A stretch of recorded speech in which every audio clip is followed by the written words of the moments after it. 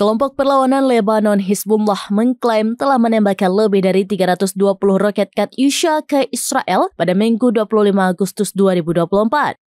Serangan itu menargetkan 11 pangkalan dan barak militer Israel, termasuk pangkalan Meron dan 4 lokasi di dataran tinggi Golan yang diduduki, seperti yang dikutip dari Al Jazeera.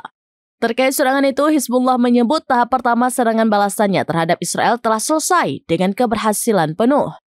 Diketahui serangan itu merupakan balasan terhadap Israel setelah sebelumnya Tel Aviv melancarkan serangan ke Lebanon.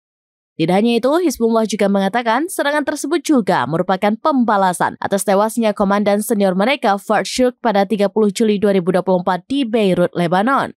Sementara itu, Israel menyatakan situasi darurat selama 48 jam ke depan.